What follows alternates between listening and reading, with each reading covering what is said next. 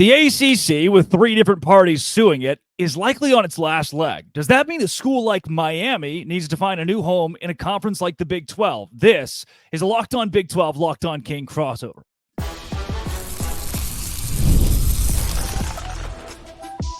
You are Locked On Canes, your daily podcast on the Miami Hurricanes, part of the Locked On Podcast Network, your team every day.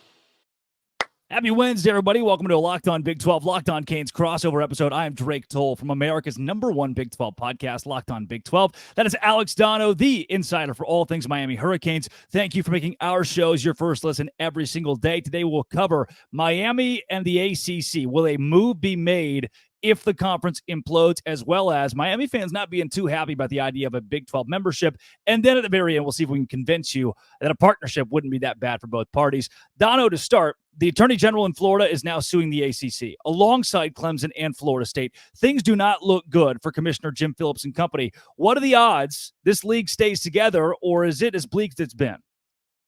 I don't think it's quite as bleak as some people are making it out to be. And I say that as of extreme scenarios because Drake, and I know you've been covering conference realignment as closely as anyone because you're doing a great job covering it here on Locked On Big 12. I've been following it pretty closely. I've seen such a wide range of theories as to when the doomsday switch will be hit on the ACC. I've seen some pretty popular theories that say the ACC could implode as soon as June 30th of this year, which is less than 2 months away.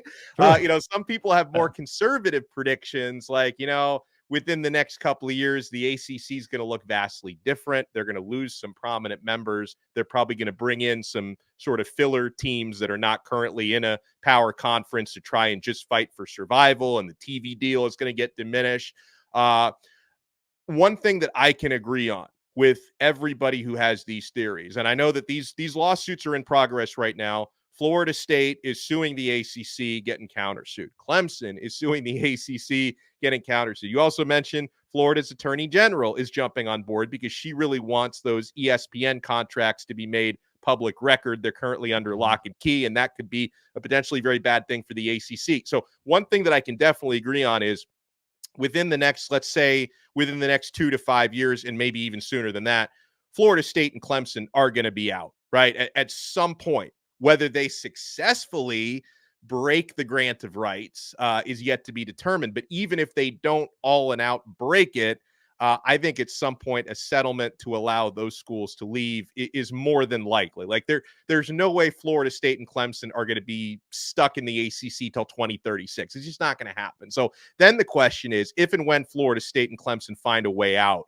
does that cause the whole conference to crumble? A lot of people have theories that ESPN might sort of, nudge things in that direction to help the ACC blow up, or does the ACC continue to operate in some form?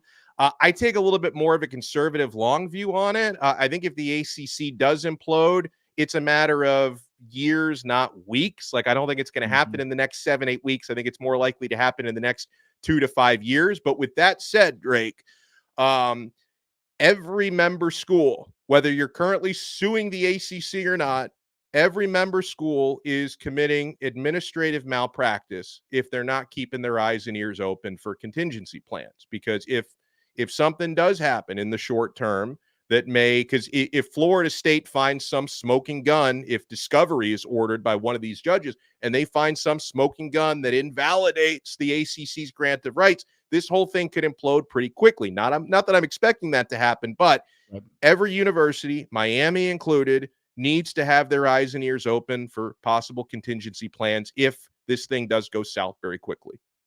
Donna, one thing I find interesting is Clemson seems to be a leader in this conversation, and 15 years ago, their revenue numbers were worse than Bowling Green in football. No one cared about Clemson. What they did is they won in the college football playoff era. Therefore, their valuation is high. If we were talking expansion in 2003, Miami's at the top of the list in the ACC. They are helping run the show in that conference. In the last 2 decades, though Miami is still a powerful brand in college football, the revenue numbers are not there with where a Clemson has gone, where they have eclipsed Miami. Therefore, it seems like the two prominent properties, Florida State and Clemson, are in conversation with the Big Ten, the SEC. At least that's the general consensus. That's where they want to go. Is Miami in a position where they could be a part of the Power 2, or is the Big 12 the proper landing spot for the Canes? Well, I think to that regard, because you bring up a great point, how quickly the whole thing can change, right? In terms of how quickly Clemson was able to turn their perception around. And obviously, some people may say 15 years is not that quick, but what have you done for me lately? And what have you done in college football lately goes a long way. And so if I can say in the short term, what Miami's doing actually with their football transactions and on the field and field adjacent, they're trying to put themselves in position to be a powerhouse type program, which you're right, they have not been for the better part of the last 20 years. I have no illusions about that. Okay. But you see how aggressive Miami has been in recruiting, consecutive top 10 classes, what they've been doing in the transfer portal, adding recently the top quarterback available, the top running back available, and Damian Martinez, Cam Ward, of course, being the quarterback, and the top receiver at the moment, Sam Brown, who was playing in Houston previously, was the top available guy in the transfer portal. It's a team that's trying to be aggressive to change their perception. So in that case, if you talk about maybe a less accelerated timeline of the ACC imploding, collapsing, if Miami can actually back up what they're doing with their recruiting and their portal and have a couple of good seasons on the field, maybe 2 years from now, 3 years from now, they're more attractive to the Power 2, right? But at this moment, I can understand because there are some things, and some of these are Miami's fault, that are working against Miami and being part of that conversation. It's a weird sports market down here where if you're not winning big and winning consistently, people are not going to invest their time and money going to your games, right? We've seen that when people talk about empty seats. Miami's not a college town. Miami's a private university, very small alumni base. So if you're expecting, 70,000 people or 68, I think is the capacity, 68,000 people to show up at Hard Rock Stadium, they're not doing that when you're 7-5. Like they're doing that 9-0, 10-0 is when you pack a building like that.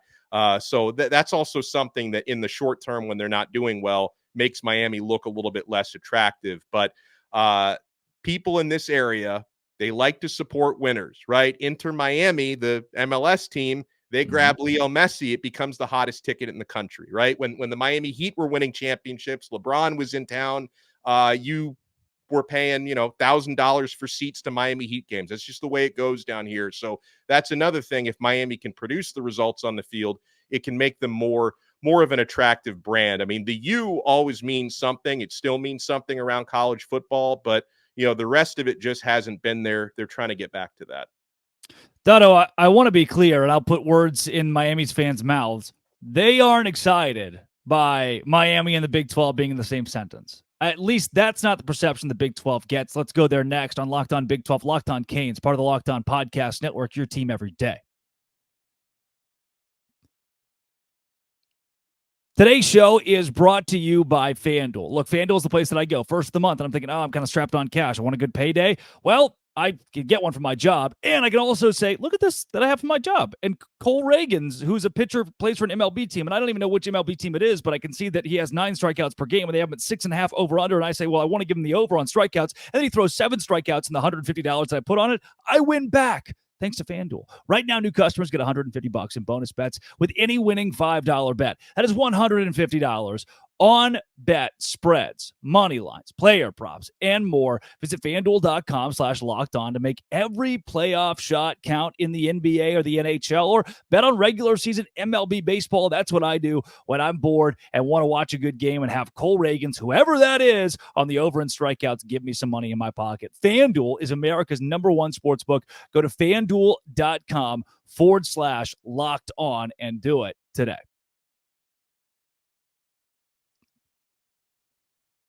Alex Donno of Locked On Canes. The idea of Miami being in the Big 12 is not sexy. It's not flashy. The Big 10 and the SEC certainly are. What is the perception from Canes fans of that program being a Big 12 school? Moaning and groaning. The perception is that going from the ACC in its current form to the Big 12 in its current form, obviously it'd look a little bit different if multiple teams enter, that it's basically just the ACC with a different logo and a few more travel miles to, play some of the schools that are in the Big 12 now. So, I don't think any Miami fan would say That would be fantastic. Well, let's get out of this ACC. Let's go lock, stock, and barrel into the Big 12. No disrespect to anyone who watches Locked On Big 12, but I don't think that Miami fans. I think you're kind of saying lateral move here, right? I don't think there's any disrespect here. It's just it's a lateral move. It is. Yeah, like I wouldn't say it's a step down, but it's a lateral move. So it's like, I think any time when Miami fans imagine what a conference realignment, what that would look like for Miami, and you're fantasizing about that, you're thinking about, oh, wouldn't it be really cool to play, USC sometimes, to play Ohio State, Michigan on a semi-regular basis, to play, Alabama, to play Florida again as a regular part of the schedule, whether you're dreaming about the Big Ten or the SEC. I don't think anyone's going to bed at night and dreaming about being in the Big 12 and, hey, we could play UCF on a regular basis. That is, I think the concept of the UCF Miami regular season conference game is one that really hinders fans. It's tough to get behind. I understand it coming from Texas schools that feel the same way about who they consider to be little brothers and irrelevance. So when it comes to the idea of then the Big 12 is a lifeboat, like I take a Utah, for example, they wanted to stay in the Pac-12. They were forced into the Big 12 because the Big 10 and the SEC ended up balking. And because of that, it almost feels like you're on the lifeboat, but you were the captain of the ship and you really didn't mind all that much going down with it. For Miami, do you fight tooth and nail to keep the ACC alive? Or if the Big 12 is there as a lifeboat, is there an opportunity that you take? I get the sense that, and this is not a popular opinion among Miami fans, but all I can base this on is what the athletic director at Miami, Dan Radakovich, what he has said publicly. Because we don't hear. I'm not in there. I'm not a fly on the wall. I don't know what's being said behind closed doors. They seem to really want to, at least this is what they're saying, they want to fight to keep the ACC alive. I feel, Radakovich, Miami's AD, as of about 2 months ago, probably, I think it was in the early days of spring football, I'm going to say probably early March, was, on a popular sports radio show in the area. And, he said all the right things about the ACC. No, we're not going to sue them like Florida State and Clemson are doing. We want to keep this conference together. We appreciate the fact that, it's a conference that is involved in the college football playoff with the guaranteed bid for the champion and all that. So publicly, they seem to be in full support of the ACC. But again, sometimes you say things when you don't necessarily mean them, because at the same time, not that Miami has lived up to their end of the bargain, because yes, when the ACC added Miami back in 2004 was the first season in the league, everyone thought, well, it's, Miami and Florida State are going to be playing for an ACC championship every single year. Miami has not lived up to their end of the bargain whatsoever. I also don't feel like the ACC has lived up to their end of the bargain for any of their members. I mean, their reigning conference champion is currently suing them. They've fallen behind when it comes to the revenue gap.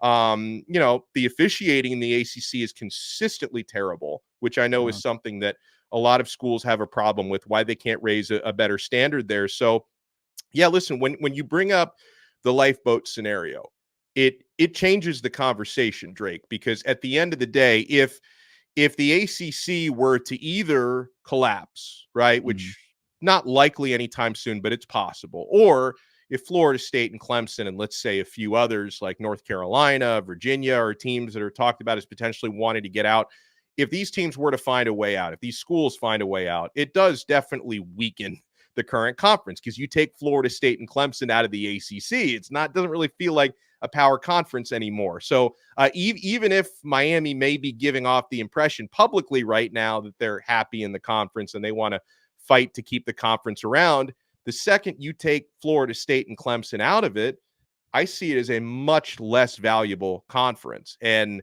the idea of, in that case, if the ACC either implodes and you need a lifeboat, or if the ACC is just not what it used to be, then, yeah, at least you could be in a situation, if you do have a soft landing spot in the Big 12, at least then you don't have to worry about some of the things that you worry about right now. Is the ACC going to get completely left out of potential collective bargaining talks, or are they no longer going to be considered a power conference? Because yeah, the Big 12 won't be what the SEC and the Big 10 are right now, but at least that would still be a power conference when in this scenario, the ACC wouldn't be. So yes, that would provide a nice security blanket for Miami if it came to that.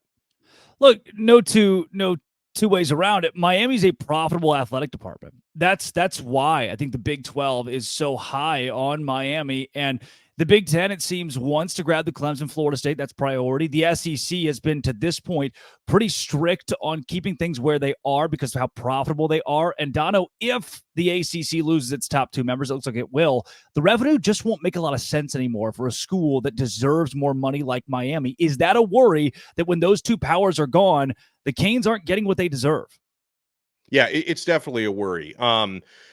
Some people take the other side of the coin, which I don't necessarily agree with this, but I think it's an important thing to bring up. Okay, that there can be some competitive value when it comes to a path into a 12, which is soon going to be a 14-team playoff. It's going to expand even further in a couple of years, and this is assuming the ACC were to keep the automatic conference champion bid, which they currently have, and the opportunity at large spots, right? That you still have a path to the playoff. That, hey, maybe if you have a little bit easier of a schedule, and you're not having to play every single week, you're going from LSU to Ole Miss to Georgia to Bama, et cetera, and all the heavy hitters in the Big Ten, that honestly maybe you have a more clear path to the playoff, being a big fish in the small pond. I do know some people who take that viewpoint.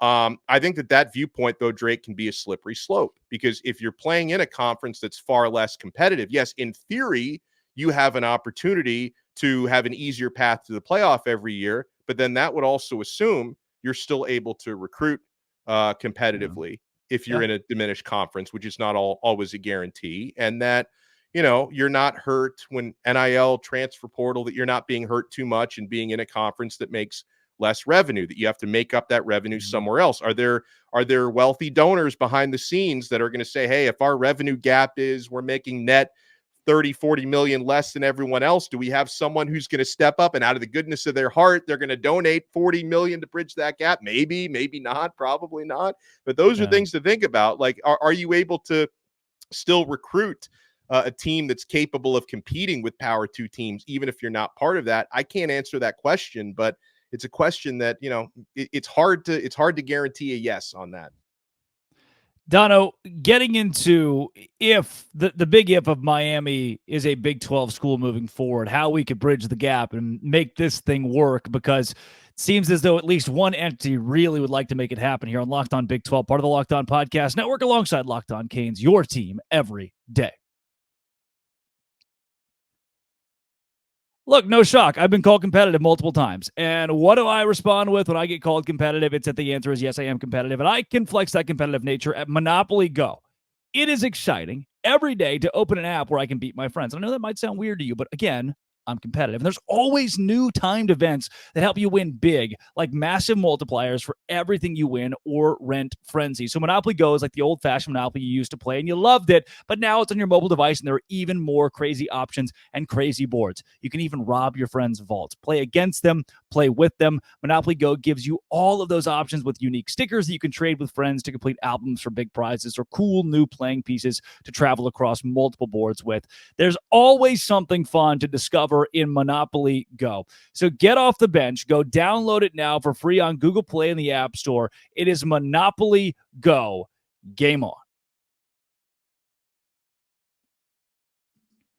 Dono, looking at where Miami is from a revenue standpoint, again, it's one of the more valuable schools in the country, usually top 25, whether football is good or bad. And that power, that entity, if the Big Ten and the SEC do end up balking, the Big 12 is right there to pick it up and try to create that Power 3 conference. Again, we've established, with Florida State and Clemson gone, when revenue doesn't make sense in the ACC anymore, I think Miami's valuable enough, they'll look for a new home elsewhere where they can get more money. The Big 12 will be that when those top two teams, the ACC, do finally depart.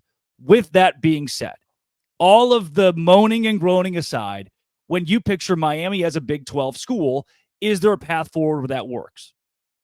I think there is a path forward, and I'll say it because being part of the SEC or the Big Ten doesn't automatically guarantee you success. Now, obviously, the revenue cut, at least in there. Now, remember, when they bring in more members, the revenue cut gets a little bit smaller until they renegotiate their TV deals. But even with a higher revenue cut, leaving the ACC for the Big Ten, and I can use a specific example on this, doesn't automatically elevate your athletic program. Like a few years ago, Maryland left the ACC for the Big Ten, and I don't feel like Maryland has really boosted their brand much more from one conference to the other. Like, it doesn't guarantee you any success being part of that. I think being embraced and being celebrated by your new conference is important. And I'm not saying that the SEC or Big Ten wouldn't do that for Miami, but if the Big Ten rolls out the red carpet and if they promote Miami in a proper way, I think Miami could find some success and actually have a good experience with that. And then, yeah, when you talk about why a school like Miami would be attractive for the Big 12 potentially. Something that I know this does get talked about a lot, even when Miami's like in-game attendance may be inconsistent at times. Like when they're hot, the attendance is hot, the ticket prices are high. When they're not, it's the opposite. They always perform well on television, and it's a big media market. So there's not that many of those in college football. I mean, you have Georgia Tech obviously has not been a very successful program for most of the recent years, but being in the Atlanta market is successful. One of the things that made UCLA and USC so attractive for the Big Ten was the Los Angeles market. There's not, major football in the New York City market, but that's a huge market. Miami is, I think, a top 12 market, and there's not that many of those big media markets, a lot of college towns around college football. So I think that's something that could make Miami attractive for the Big 12 as well. It does seem like the Big Ten's focus is adding Clemson and Florida State. At least those have been the conversations that have been like what we've heard. And the SEC, it seems content. Greg Sankey looks he's much more of a visionary than I think most people take him for, as he looks toward how to create, and you've seen conversations leak recently, how to create this almost power two scenario of a college football playoff only featuring the SEC and the Big Ten. With that, as Miami's not the focus, the Big 12 has them at the top of the wish list. Brett Yormark has them at the top of the wish list. Dono, I want to get kind of the pulse almost socially, right? To have a UCF there, to be playing a conference game against Utah or Colorado, a Texas Tech, a TCU, a West Virginia.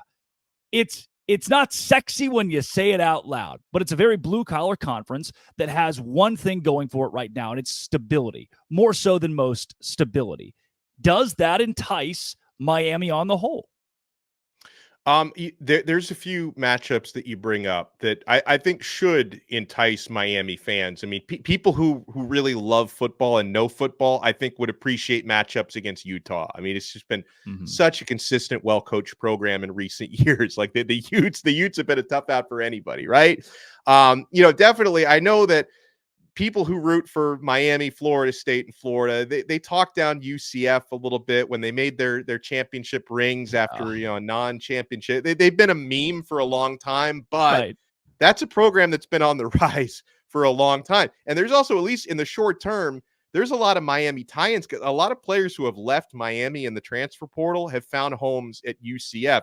Just in this transfer cycle alone, former Miami defensive end Nigel Kelly transferred there. Former Miami backup quarterback Jakari Brown is now there. Former Miami signee Antoine Jackson is there.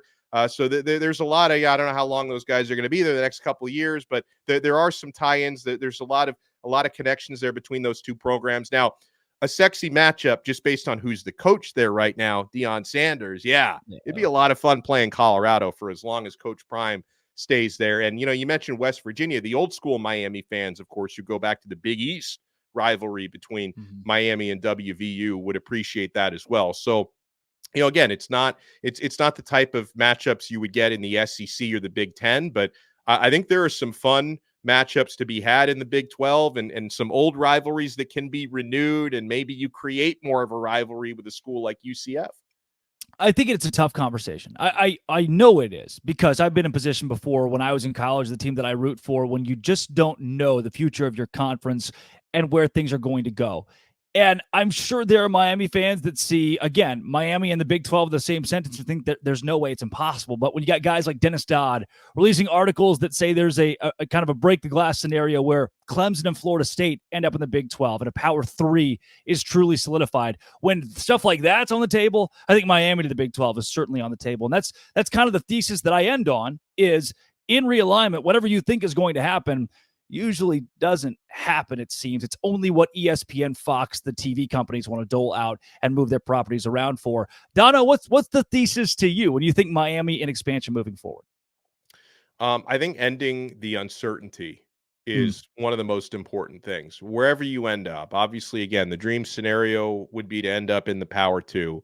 But if it is a conference like the Big 12, and if Miami and other teams do wind up in the Big 12, it would be stronger than it currently is today. So that could be something to celebrate to a lesser extent. But ending the uncertain, like having to, for the fans who are deep into the weeds, who follow all this realignment, these hypotheticals every single day, to get out of that uncertainty. Whereas, okay, is my conference going to look this way in 2 months, 2 years? Is there still going to be a conference 2 years from now?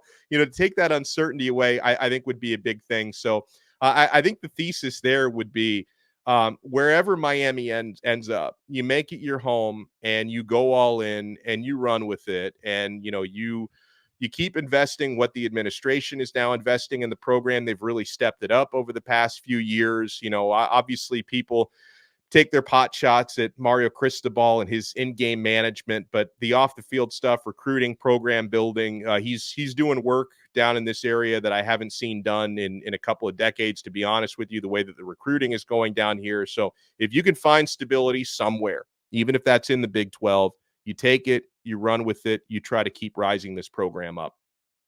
I wholeheartedly believe that Miami is an entity that is very valuable in college sports, and they will end up in a spot where they can benefit a conference.